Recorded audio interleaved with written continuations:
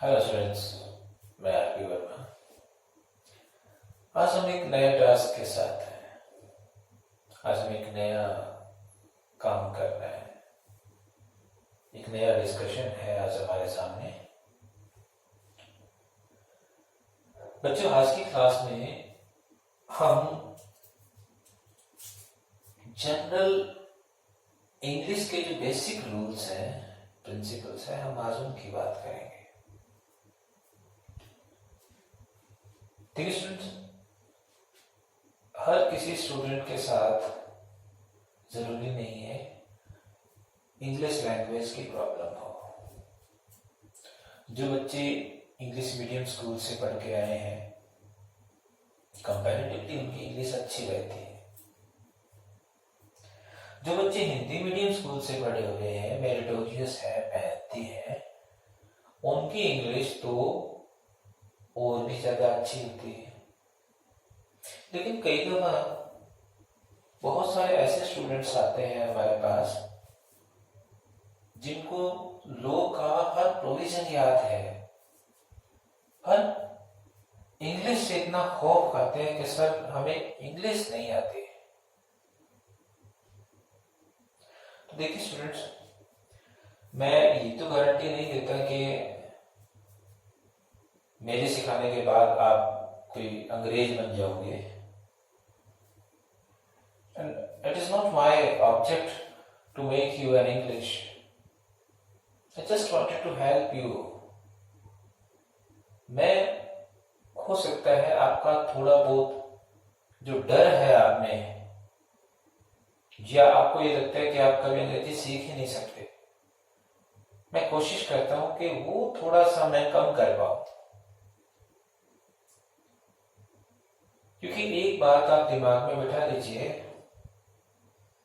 कि अगर हम किसी को ये कहें कि भाई आप तुझे इंग्लिश सिखा देंगे, तो आप देखिएगा हर मोहल्ले में, हर गली में दुकानें खुली हुई हैं कि विद इन 3 months हम आपको अंग्रेज बना देंगे। और ये बात बच्चों, ये बात कहीं ना कहीं सही भी है। हम 90 से 100 दिनों में बच्चे को अंग्रेजी सिखा देते हैं, उसका डर खत्म कर लेते हैं। तो आप समझिएगा कि ये एक ऐसी लैंग्वेज है जिसको 3-4 महीने अगर आप मेहनत करो तो सीख जाओगे। तो फिर मुश्किल कहाँ है? और अगर हम यही बात करें कि कोई अंग्रेज हमारे सामने हो, उसको हम ये कहें कि भाई तू हिंदी सीख ले, तो जनाब 30 साल लग जाएंगे उसको। तो अगर हम दोनों लैंग्वेजेस को कंपेयर करें, हिंदी और इंग्लिश को, तो इंग्लिश बहुत इजी है हिंदी के आगे। हमारे लिए मुश्किल सिर्फ इतनी सी है कि हमने कभी इस पे ध्यान ही नहीं दिया। या तो हमें टीचर्स अच्छे नहीं मिले, या हमें कोई गाइड करने वाला नहीं था। तो मैं थोड़ी सी हेल्प करूंगा, मैं ट्राई करूंगा आप लोगों के लिए कि मैं कुछ बातें इंग्लिश के आपको बता सकूं। मेरा जो पैटर्न रहेगा, या जो मैं आपको बातें बताऊंगा, जरूरी नहीं है कि वो बातें आपको किसी किताब में, किसी बुक में एज इट इज मिल जाए। एक तो ये बच्चों, मैं जो इंग्लिश की क्लासेस लेता हूं 2007 से, मैं सीपीटी वगैरह के स्टूडेंट्स जो है उनको लॉ पढ़ा रहा हूं। 2001 से मैं हेल्प कर रहा हूं स्टूडेंट्स के जनरल इंग्लिश में। अब प्रॉब्लम कहां है आप ये देखिएगा। आज जो मेरे पास स्टूडेंट्स आते हैं उनकी एज 20+ मिनिमम बता रहा हूं आपको, 20+ तो होती है। 25, 26, 27 इस एज के बच्चे मेरे पास आते हैं। अब बच्चों, इस उम्र के बच्चों को जब हम इंग्लिश सिखा रहे हैं तो हम क्या मेथड अप्लाई करें? मेरे हिसाब से 99 में मैंने बीएड किया था संग्रिया से। मेरे हिसाब से किसी भी लैंग्वेज को सीखने के 2 ही तरीके हैं, या तो डायरेक्ट मेथड या इनडायरेक्ट मेथड। डायरेक्ट मेथड में ये होता है कि हम एक बच्चे के हाथ सामने एक एप्पल रख देते हैं या उसकी फोटो रख देते हैं और ये कहते हैं बेटा दिस इज एन एप्पल। अब उस बच्चे को पता नहीं है कि ये आम है, संतरा है या सेब है, उसको नहीं पता। तो डायरेक्ट हमने उसको सिखा दिया बेटा दिस इज एन एप्पल। पर यहाँ पे जब बच्चा 20-25 साल की उम्र का हमारे पास आता है तो उसको ऑलरेडी बहुत कुछ पता है। उसके सामने अगर हम एप्पल की पिक रख के या एप्पल रख के उसको कहेंगे कि बेटा दिस इज एन एप्पल, तो बच्चा सोचता है कि ये सेब है, और सेब को क्या बोलते हैं? एप्पल बोलते हैं। तो अगर मैं उस बच्चे को पहले ही कुछ लोग भी बताए ये क्या है और वो कहते सर सेब है, और मैं कहता बेटा देख सेब को एप्पल बोलते हैं, तो प्रॉब्लम कहां है? This method is called translation method. ज्यादातर जो थिंकर्स हैं वो ट्रांसलेशन मेथड को अच्छा नहीं मानते।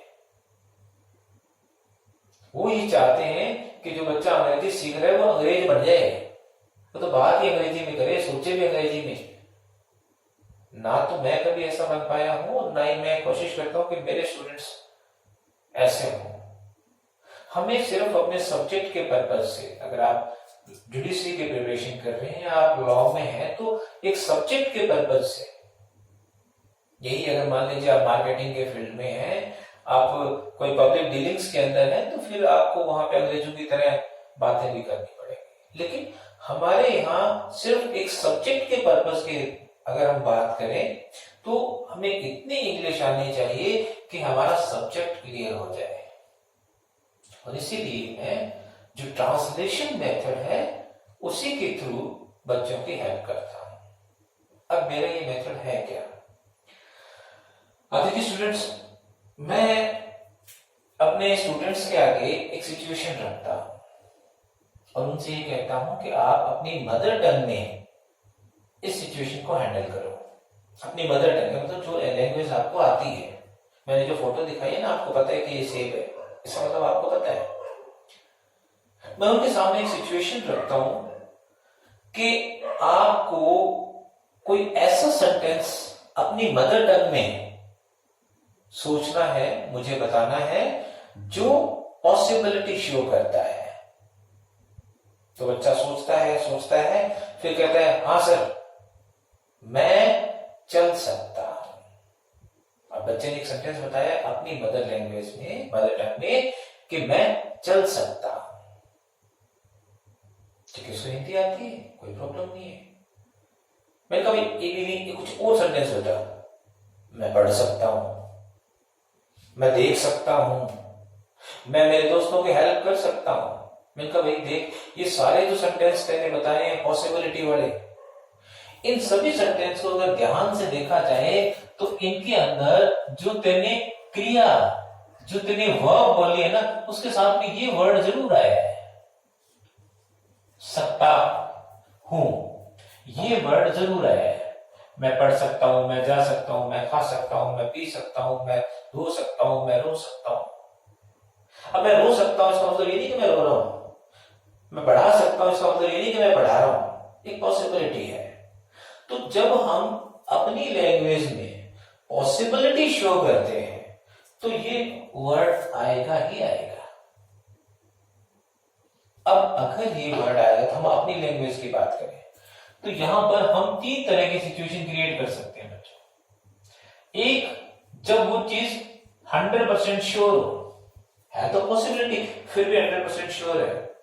जैसे वह एमए इंग्लिश है, 10वीं क्लास के बच्चों को पढ़ा सकते हैं। अब बताओ जो एमए इंग्लिश है, क्या वो 10वीं क्लास के बच्चों को इंग्लिश नहीं पढ़ा सकता? श्योरिटी है कि नहीं है? ये एक डॉक्टर है, ये आपको बुखार चेक कर सकता है तो पॉसिबिलिटी। लेकिन आप इसको क्या मानोगे? 100 मानोगे कि 50 मानोगे? 100 मानेंगे ना, क्योंकि हिंट दिया है कि वो डॉक्टर है। इसी तरह से अगर मैं ये कहूं आज बारिश आ सकती है, क्यों भाई मेरे हाथ में है क्या? मेरा भाई जयपुर से आ सकता है, क्यों हमारे सामने आ रहा है क्या वो? तो बच्चों इसका मतलब क्या हुआ कि बहुत सारी ऐसी चीजें भी होती हैं जो हो भी सकती हैं और नहीं भी हो सकती। अब एक बच्चा वैसे पूछते कि सर ये क्वेश्चन आ सकता है क्या? मैं देखता हूं यार ये क्वेश्चन पहले तो कभी नहीं आया, अब मैं बच्चे को ये कह दूंगा कि ये क्वेश्चन नहीं आएगा, कि ये नहीं आ सकता, अगर मैं ऐसा कहता हूं तो इसका मतलब पेपर ही मैंने बनाया है।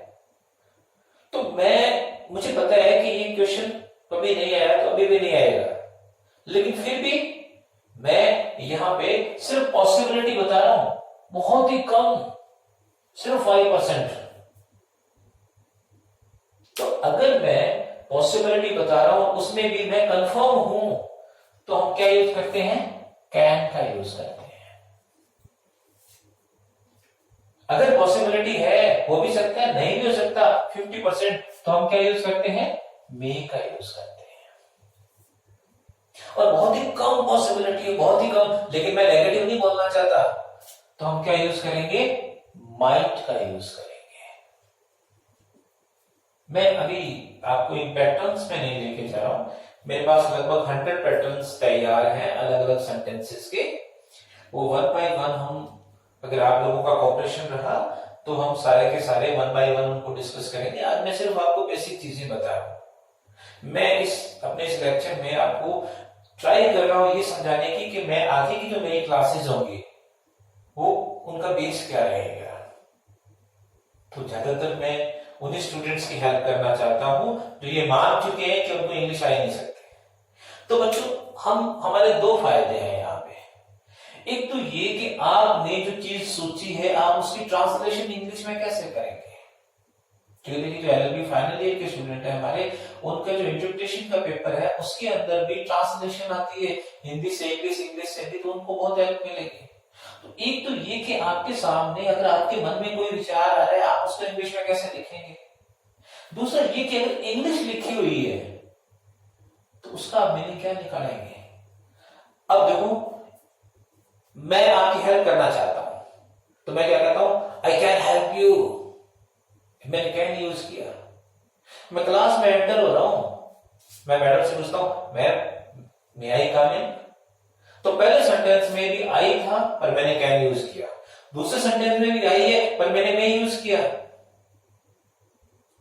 क्या रीजन है भाई, क्यों कैन यूज किया, क्यों मे यूज किया? क्योंकि ये जो वर्ड्स हैं बच्चों ये अपना एक सेंस क्रिएट करते हैं। तो अगर कैन, मे या माइट का आपके सामने यूज है तो आप पता कर सकते हैं कि इसकी हिंदी क्या हो सकती है। और अगर आपने हिंदी में कुछ सोचा है उसको आपको लिखना है तो आपको ये हेल्प हो जाए कि आप किस पर्टिकुलर वर्ड का आप यूज करेंगे। तो ये बच्चों हमारा ट्रांसलेशन मेथड है। हम शुरुआत करते हैं, ये मैंने सिर्फ आपको एक तरीका बताया है कि मैं जो आप लोगों की हेल्प करने वाला हूं उसका मैंने एक एग्जांपल दिया है। अब जो सबसे बेसिक बात है स्टूडेंट्स हमारे सामने वो ये है कि हमारे पास जो सेंटेंस है, सबसे पहले हम ये तो देखें कि ये जो सेंटेंस है इसके अंदर पार्ट्स क्या क्या है। भी मेरा ये मार्कर है, मैं इस मार्कर के इतने टुकड़े करना चाहता हूं कि इसको, उन टुकड़ों को अगर दोबारा जोड़ दिया जाए, इतने पार्ट्स करना चाहता हूं कि उन पार्ट्स को अगर दोबारा जोड़ दिया जाए तो बिल्कुल ऐसा ही मार्कर मेरे हाथ में हो। मतलब कुछ ऐसे वर्ड्स होते हैं जिनको तोड़ने के बाद कोई मीनिंग नहीं होता। जैसे मैं, ये तो अपने आप में एक मीनिंग है। मेरा, बताओ क्या मेरा, मेरा पेन, मेरा घर। तो अब ये मेरा शब्द जब आ गया तो इसके बाद में जो भी आपका ऑब्जेक्ट है, इसके बाद में जो वर्ड आया है ये मेरा उसके साथ नहीं आएगा। मेरा, हमारा, आपका, ये शब्द ऐसे हैं जो कभी इंडिपेंडेंट नहीं होते। तो इसका मतलब ये हुआ कि इनको नहीं तोड़ना हमने सिर्फ उन शब्दों को अलग करना है जो अपने आप में एक पार्ट क्रिएट करते हैं। तो ये मार्कर है, मैंने इसकी कैप निकाल दी, मैंने इसकी रिफिल निकाल दी, मैंने इसकी बॉडी अलग कर दी, तो 3 हिस्से हो गए। या हो सकता है कि पीछे का पार्ट इसका खुल रहा है तो 4 हिस्से हो गए। तो 3 हिस्से होंगे, 4 हिस्से होंगे, 5 हिस्से होंगे, एक मैक्सिमम लिमिट तो होगी। उसी तरह बच्चों जो हमारा सेंटेंस है, जो सेंटेंस हमारे सामने है, चाहे वो हिंदी में है चाहे वो इंग्लिश में है, उस सेंटेंस के भी मैक्सिमम हम 4 पार्ट कर लेते हैं। वो 4 पार्ट आपके क्या होंगे? अगर हम कोई भी, जैसे मान लीजिए कि हम एक सेंटेंस सोचते हैं, अमर रोज बाजार जाता है। हम एक सेंटेंस सोचते हैं, अमर रोज बाजार जाता है। भाई अकबर और एंथनी जो है ना, वो तो पहुंच गए, हम तो बात सिर्फ किसकी कर रहे हैं? अमर की कर रहे हैं। भाई अमर रोज बाजार जाते हैं, एक सेंटेंस है हमारे सामने। अब इसमें आप देखिएगा, एक तो हमारे पास वर्ड आ गया अमर, एक हमारे पास वर्ड आ गया रोज, एक हमारे पास वर्ड आ गया बाजार, एक हमारे पास आ गया जाता है। हमें इस लाइन के जो वर्ड्स है ना, इन वर्ड्स को कैच करना है, तोड़ना है इन वर्ड्स को। तो जब हम तोड़ते हैं बच्चों, तो हमारे पास 4 चीजें आएंगी, सब्जेक्ट, वर्ब, ऑब्जेक्ट और एटसेट्रा। एटसेट्रा का मतलब अब जो कुछ बच गया वो एटसेट्रा में डाल दो, इसीलिए 5वां पार्ट हो ही नहीं सकता। तो अपने को ये 4 पार्ट है किसी भी सेंटेंस के। सबसे ज्यादा जरूरी क्या है? सबसे ज्यादा जरूरी है, और वो है हमारी वर्ब। इसको वर्ब नहीं बोला जाता, क्या बोला जाता है? वर्ब। हमारे यहाँ मारवाड़ी में तो रै पे बड़ा जोर देते हैं, पंजाबी कल्चर है उसमें भी रै पे बड़ा जोर देते हैं, लेकिन बाकी ओवरऑल जो है इंग्लिश के अंदर अगर आर के बाद में वोवल आ जाए, यानी कि स्वर आ जाए, ए ई आई ओ यू, अगर कोई वोवल आ जाता है तो हम इसको प्रोनाउंशिएट करेंगे, इसका उच्चारण करेंगे, नहीं तो ये फालिंग टोन में चला जाएगा। इसका मतलब इसका उच्चारण नहीं करना। यानी कि ये देखो आर के बाद में बी आया है, ये कॉन्सोनेंट है, व्यंजन है, तो यहाँ पे आर को हमें साइलेंट रखना है। तो क्या बोलेंगे? Verb. It is not verb. ठीक है, इसीलिए अंग्रेज क्या बोलते हैं कि I am going to Ajmer. वो अजमेर नहीं बोलते, अजमेर, क्योंकि वो राय, उनका जो लास्ट वाला राय है ना आर, उसके बाद वोवल नहीं होता, तो वो फालिंग टोन में चला जाता है। इसीलिए जब इंग्लिश में राजेंद्र लिखा जाता है तो वो राजेंद्रा लिखा जाएगा, महेंद्र को महेंद्रा लिखा जाएगा, सुरेंद्र को सुरेंद्रा लिखा जाएगा। अब यहाँ पे ये पंजाब, हरियाणा, राजस्थान, यहाँ की अगर हम बात करें ना, तो ज्यादातर राजेंद्र RAJ है ना, INDER। लेकिन अगर हम थोड़ा सा आगे चले जाएं तो राजेंद्रा लिखा जाएगा, लेकिन वो बोलते क्या है? राजेंद्र ही बोलेंगे, उसको राजेंद्रा नहीं बोलते। तो उस आर को बोलने के लिए आगे आपका वावल आ जाता है। चलिए, कोई भी सेंटेंस है बच्चों हमारा, उसके अंदर सबसे ज्यादा जरूरी चीज है वो है वर्ब। अब वर्ब की बहुत सीधी सी पहचान है, यूं समझो कि एक आदमी तब तक जिंदा है जब तक सांसें हैं, तो बिना सांसों के इंसान नहीं हो सकता, उसी तरह से बिना वर्ब की कोई सेंटेंस नहीं हो सकता। तो भाई ये सेंटेंस क्या चीज है? ये वर्ब क्या चीज है सेंटेंस के अंदर? तो जो काम हो रहा है ना, देखो ट्रांजिटिव वर्ब होती है, इंट्रांजिटिव वर्ब होती है, मैं आपको इस चक्कर में नहीं डालना चाहता, आप सिर्फ मीनिंग समझिएगा कि सेंटेंस के अंदर काम क्या हो रहा है भाई। अब देखो इसमें काम क्या हो रहा है? जाने का काम हो रहा है, तो ये आपकी क्या होगी? वर्ब होगी। अब कोई काम हो रहा है तो काम को करने वाला भी तो होगा ना, काम को करने वाला भी तो होगा। अब काम को करने वाला कौन है? अमर। तो ये हो गया डूअर ऑफ द वर्ब, उसको काम को करने वाला, और काम के करने वाले को अपन क्या बोलते हैं? सब्जेक्ट बोलते हैं। अब हमारे पास इस सेंटेंस में 2 चीजें आ गई, वर्ब भी आ गई और सब्जेक्ट भी आ गया। एक बात दिमाग में बिठा लीजिएगा, गांठ बांध दीजिएगा, कोई भी सेंटेंस, चाहे आपका इंग्लिश का हो चाहे हिंदी का हो, सबसे पहले कभी भी आपको शुरू में शब्द नहीं देखने, आपको ये देखना उसमें वर्ब क्या है, काम क्या है। तो आपने वर्ब देखा ना, उसके बाद में अब आप देखो सब्जेक्ट क्या है। अगर पहले आपने सब्जेक्ट को ढूंढने की कोशिश की तो गड़बड़ हो जाएगी। आपने वर्ब देखी, आपको सब्जेक्ट भी मिल गया। अब ये 2 चीजें मिल गई, इनको बोलो, इंग्लिश में नहीं हिंदी में बोलो। कैसे बोलेंगे? अमर जाता है, अमर जाता है, अमर जाता है, अमर जाता है, अमर जाता है। अब क्वेश्चन मन में आया, अरे भैया कहां जाता है यार, कहां जाता है? तो जब क्वेश्चन आए सब्जेक्ट और वर्ब के बाद में, जब क्वेश्चन आए, अब बताओ इस क्वेश्चन का क्या है आंसर, कहां जाता है, बाजार जाता है। तो ये बच्चों आपका क्या हो गया, ऑब्जेक्ट हो गया। तो देखो हमें तीन चीजें मिल गई भाई, वर्ब मिल गई, सब्जेक्ट मिल गया और ऑब्जेक्ट भी मिल गया। अब हमारे पास लास्ट में क्या बचा, एवरीडे, यानी कि रोज। इसको आप कहां डाल दो, इस एटसेट्रा में डाल दो। तो एक सेंटेंस के ज्यादा से ज्यादा चार पार्ट हुए, सब्जेक्ट, वर्ब, ऑब्जेक्ट और एटसेट्रा। तो अब इंग्लिश के अंदर बच्चों इनको लिखा भी ऐसे ही जाएगा। देखिए अभी आपको मैं इसका ऑर्डर बता रहा हूं, सब्जेक्ट आएगा, फिर उसके बाद में वर्ब आएगी, फिर आपका ऑब्जेक्ट आएगा, फिर आपका एटसेट्रा आएगा। इसका मतलब ये हुआ, देखो यहां पे तो पहले क्या है, पहले सब्जेक्ट आया है, फिर एटसेट्रा आया है, फिर ऑब्जेक्ट आया, लास्ट में वर्ब आया है। जबकि इंग्लिश में पहले सब्जेक्ट आएगा, फिर वर्ब आएगी, फिर ऑब्जेक्ट आएगा, फिर बचा है तो एटसेट्रा आएगा। ये जनरल बातें बता रहा हूं बच्चों आपको। जब हम थोड़ा सा एडवांस हो जाएंगे ना, तो हम देखेंगे, जैसे अब यहाँ पे इंग्लिश क्या होगी कि अमर गोज मार्केट एवरीडे।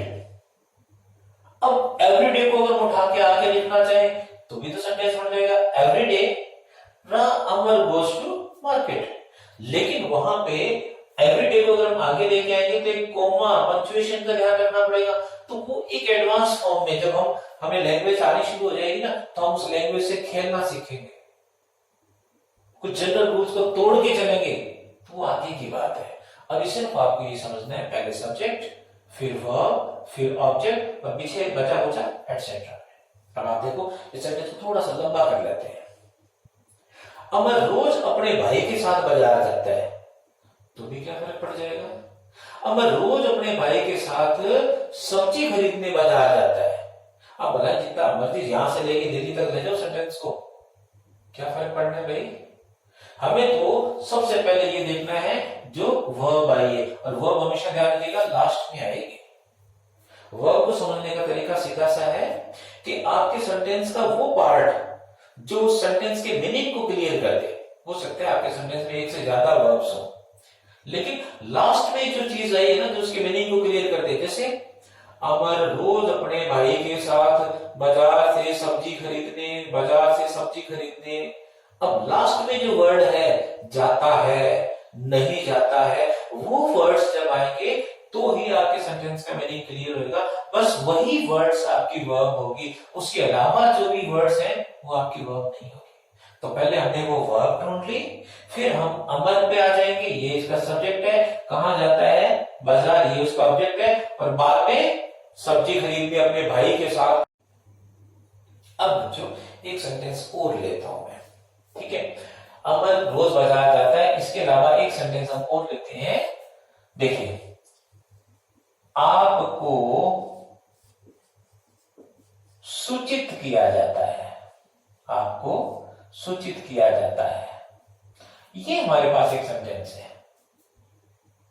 अब आप देखो, अपने को यही चार चीजें इसमें देखनी है, सब्जेक्ट क्या है, वर्ब क्या है, ऑब्जेक्ट क्या है, एटसेट्रा क्या है। एक बात ध्यान रखिएगा कि ऐसा सेंटेंस हो सकता है जिसमें सब्जेक्ट ना हो, ऐसा सेंटेंस भी हो सकता है जिसमें ऑब्जेक्ट ना हो, ऐसा सेंटेंस भी हो सकता है जिसमें एटसेट्रा ना हो, पर ऐसा कोई सेंटेंस नहीं हो सकता जिसमें वर्ब ना हो। अब ये सेंटेंस है, आपको सूचित किया जाता है। इसको थोड़ा सा और अगर बड़ा कराएं, आपको आपके सिलेक्शन के बारे में सूचित किया जाता है, आपको आपके सिलेक्शन के बारे में सूचित किया जाता है, या आपको अपन बोल दें एग्जाम के बारे में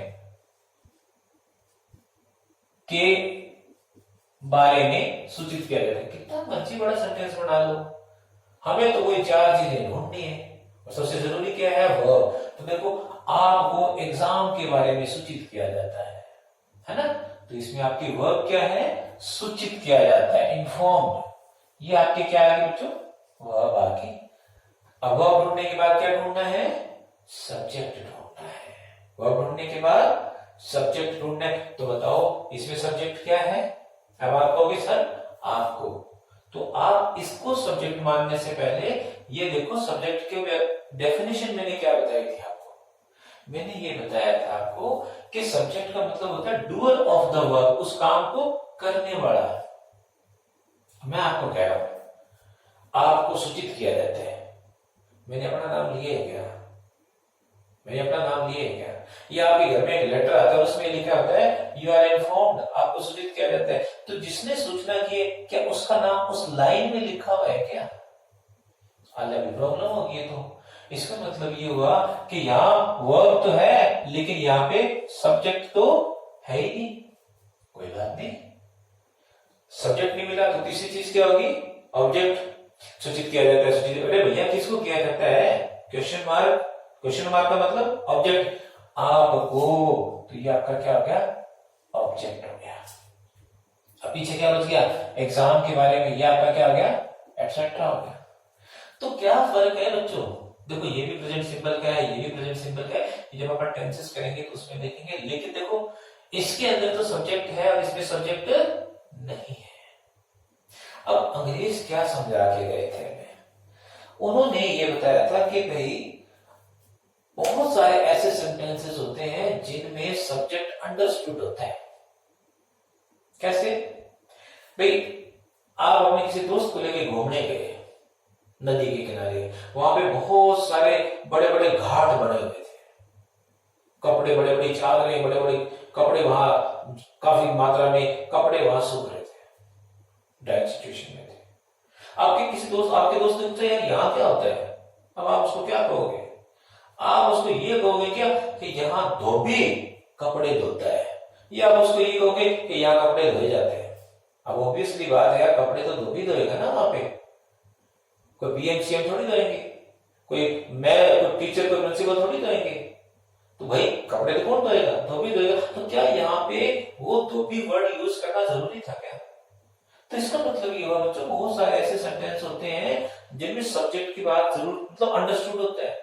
क्या कोई बार मेरे स्टूडेंट से पूछे क्या ऊपर क्या होता है, ये ऊपर क्या, आपकी क्या आवाजें क्यों आ रही है, तो क्या होगा, क्या बताएंगे कि ऊपर लॉ की क्लासेस चलती हैं, ऊपर इंग्लिश की क्लासेस चलती हैं। क्या ये बताएंगे क्या कि यहाँ पे टीचर इंग्लिश पढ़ाता है, तो टीचर ही पढ़ाएगा इंग्लिश, यहाँ पे सीएम पीएम आके थोड़ी पढ़ाएंगे।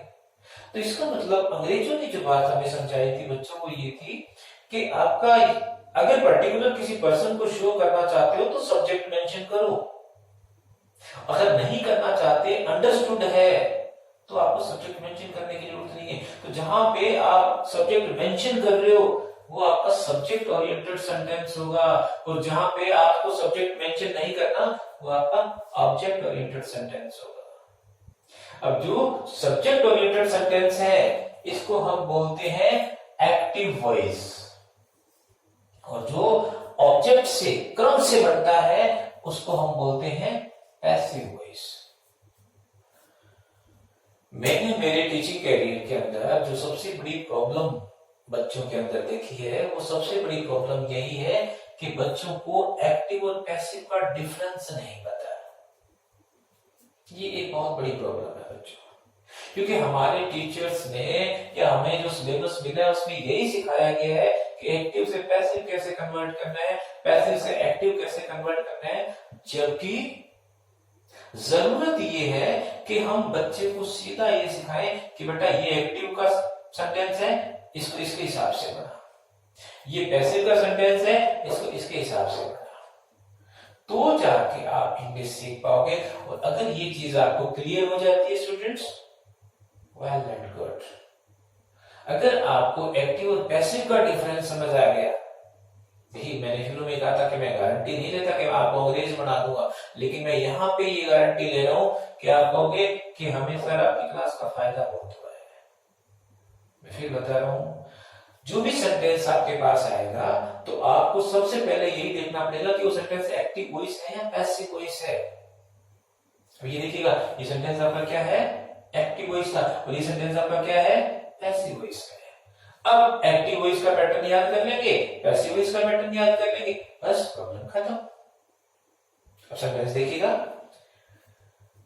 हर 5 वर्ष बाद भारत में चुनाव करवाए जाते हैं। अब बताओ ये एक्टिव वॉइस है कि पैसिव वॉइस है। कल मेरी हाजिरी नहीं हुई।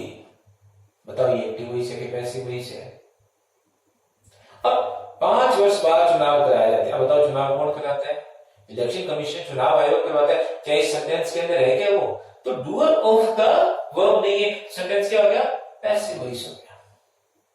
कल मेरी हाजिरी नहीं हुई, तो हाजिरी लेने का या ना लेने का काम मैं खुद करता हूं या टीचर करेगा? टीचर का तो नाम ही नहीं है, तो सेंटेंस एक्टिव वॉइस हुआ कि पैसिव वॉइस हुआ? पैसिव वॉइस हुआ। या कोई आपको ये नहीं करे एक्टिव से पैसिव बनाओ, सीधा सेंटेंस आपके सामने है। जैसे अगर मैं ये कहूं कि मेरा सिलेक्शन आरजेएस में हो गया है, मैं ये कहूं कि मेरा सिलेक्शन आरजेएस में हो गया है, अब ये बताओ एक्टिव वॉइस है कि पैसिव वॉइस है?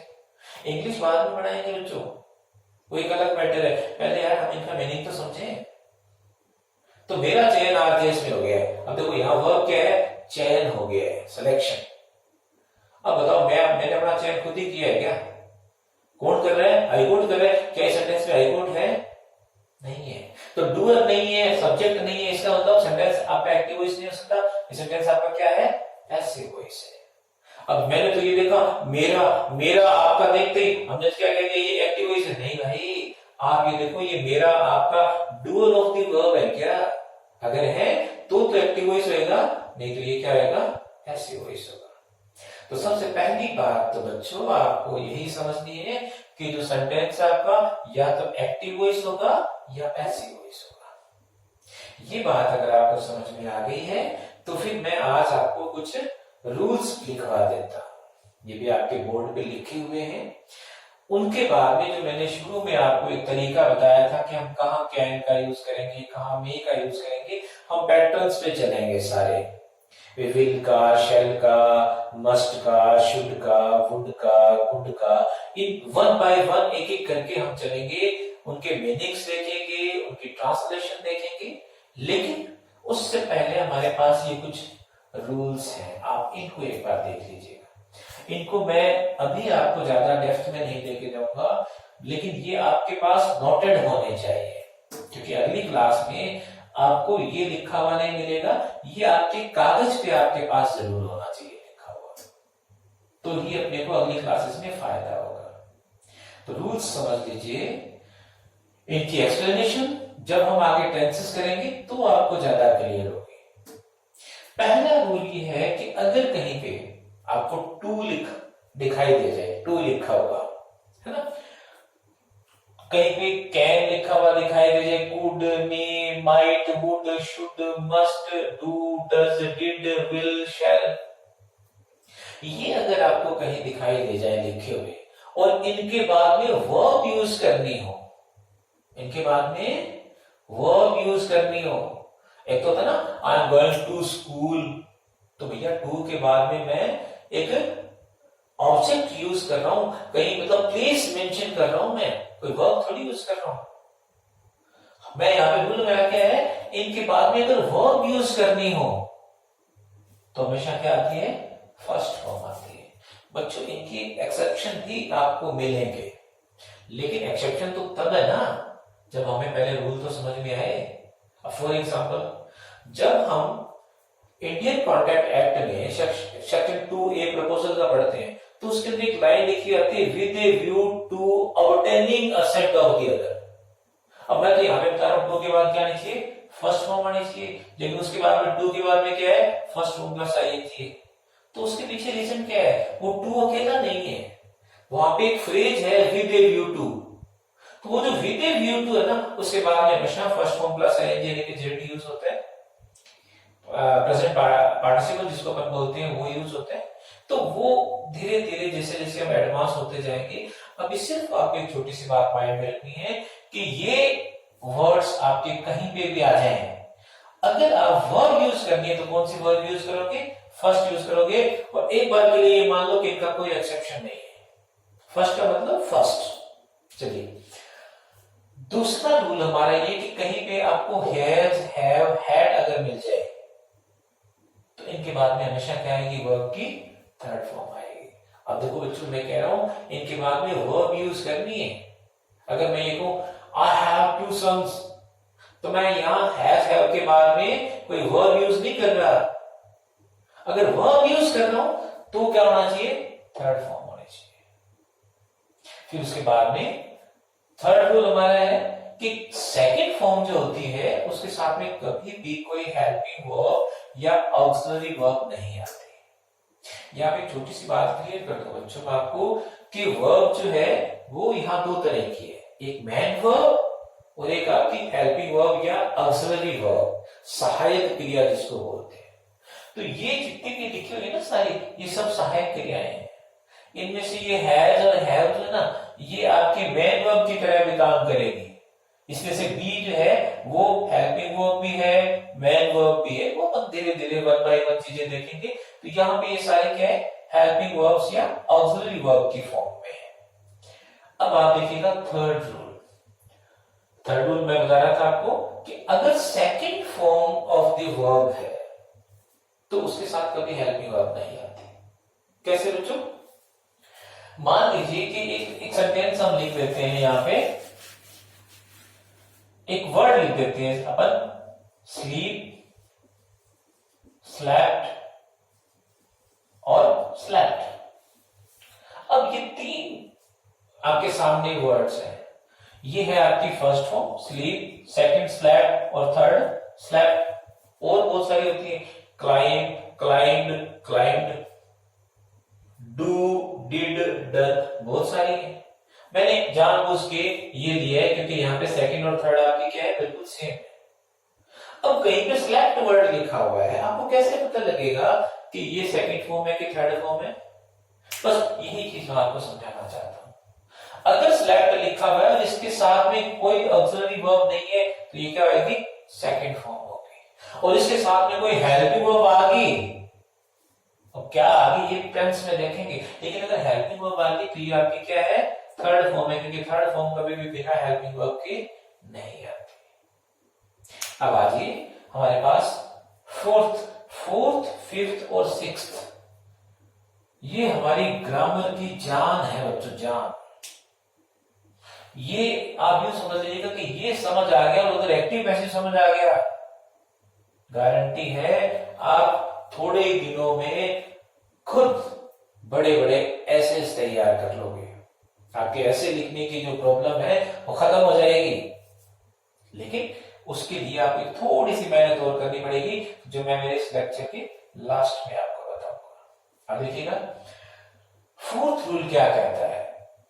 फोर्थ रूल को समझने से पहले आप ये देखिए कि सेंटेंस या तो अफर्मेटिव यानी कि सिंपल, जैसे राम बाजार जाता है, पहला, या फिर नेगेटिव होगा, राम बाजार नहीं जाता है, या फिर इंटेरोगेटिव होगा, क्या राम बाजार जाता है, या इंटेरोगेटिव नेगेटिव होगा, क्या राम बाजार नहीं जाता है।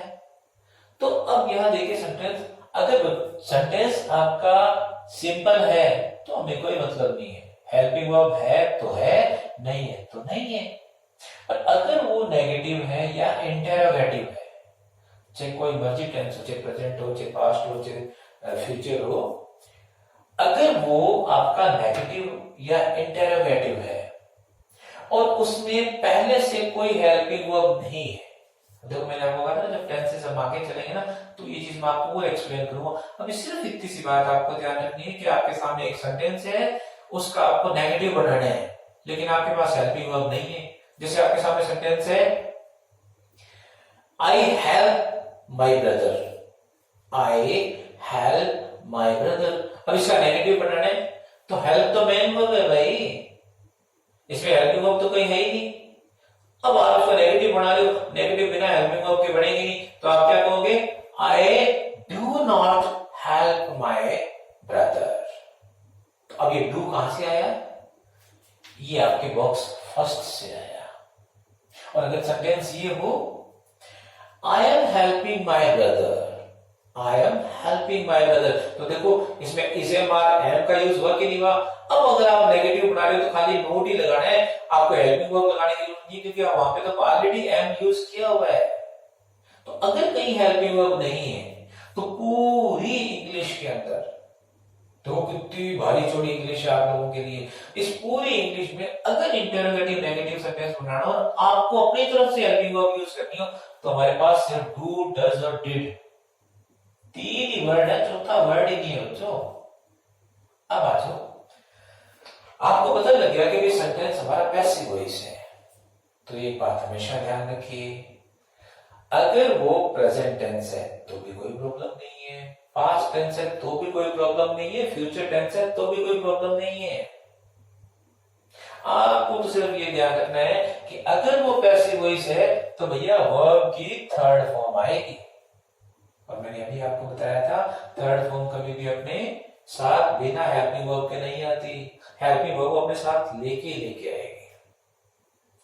अब अगर आपको हेल्पिंग वर्ब चाहिए, चलो मेन वर्ब तो दी हुई है, उसके आपने थर्ड फॉर्म लगा दी, हेल्पिंग वर्ब कहां से लेके आओगे?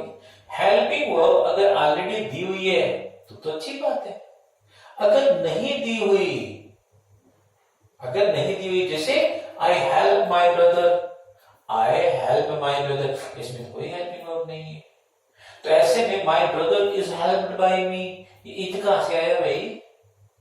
तो अगर आप एक्टिव से पैसिव बना रहे हो या आप सीधा पैसिव कंस्ट्रक्शन कर रहे हो और एक्टिव की स्ट्रक्चर आपके माइंड में है कि अगर ये सेंटेंस एक्टिव होता तो क्या रूल लगता, तो उसमें जो हेल्पिंग वर्ब है वही आपको लगानी है। अगर आपके पास हेल्पिंग वर्ब पहले से नहीं है तो आप बॉक्स सेकंड का यूज करेंगे और इसमें है इज ए मार या वाज वर।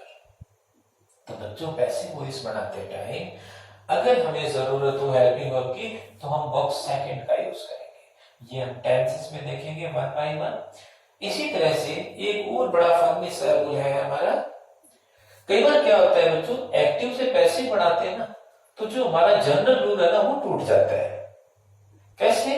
देखो एक सेंटेंस है हमारे पास लिखा हुआ, हम एक सेंटेंस लेते हैं जैसे आई कैन हेल्प यू। अब इसका अगर पैसिव वॉइस बनाना हो तो यू कैन का कैन, क्योंकि हेल्पिंग वर्ब पहले दी हुई है तो फिर हम अपनी तरफ से क्यों लगाएंगे? और ये आपकी क्या थी? हेल्प, इसकी थर्ड फॉर्म हो जाएगी हेल्प्ड, यू का बाय मी। अब देखो कैन के बाद हमने क्या कर दिया, ये कैन का कैन कर दिया और हेल्प का क्या हो गया? हेल्प लगा, क्योंकि पैसिव वॉइस में तो थर्ड फॉर्म आती है।